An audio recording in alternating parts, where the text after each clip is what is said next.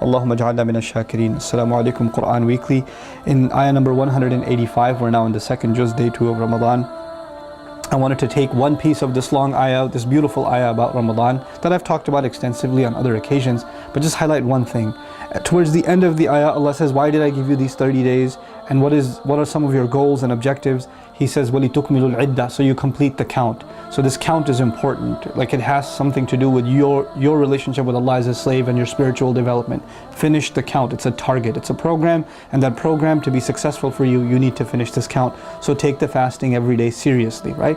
But then he says, وَلِتُكَبِّرُوا اللَّهَ عَلَى مَا هَدَاكُمْ, so that you declare Allah's greatness based on how He guided you. عَلَى مَا هَدَاكُمْ, which is interpreted literally as, you know, when Eid, we're declaring Allah's greatness, because as we're going to the Eid prayer, what is everybody saying? Allahu Akbar, Allahu Akbar, Allahu Akbar. We're declaring Allah's greatness as we're going, right?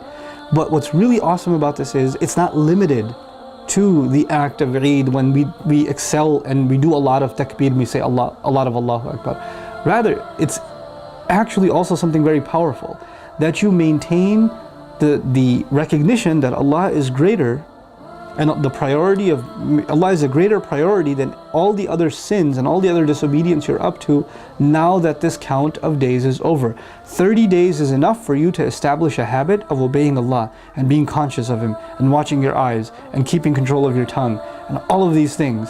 And if you can even stay away from halal things for 30 days, then staying away from haram things, which should be a lot easier for you once these 30 days are over. So at the end of the ayah of Ramadan, he says, so you can truly declare my greatness now that this month is done, based on how I've guided you. وَلِتُكَبِّرُوا اللَّهَ عَلَى مَا هَدَاكُمْ, so you can declare Allah's greatness based on how He guided you.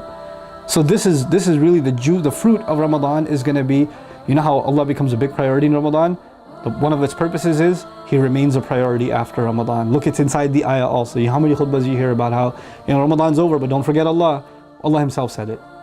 Allah Himself said that, وَلِتُكَبِّرُوا اللَّهَ عَلَى مَا هَدَاكُمْ وَلَعَلَّكُمْ تَشْكُرُونَ, and so that you could be grateful. You should be grateful you get to make Allah a bigger priority in your life than your own personal whims, your own personal desires, your own temptations, right? You should be grateful that so much of humanity doesn't have this honor and you do. May Allah Azza wa Jal make us of the grateful, and may Allah make us of those that when these beautiful 30 days are over, that we truly declare Allah greater in everything that we do, and we lower ourselves and humble ourselves before His commandments and before, and make Him the priority in our life. Barakallahu li wa lakum. Assalamu alaikum. Quran Weekly.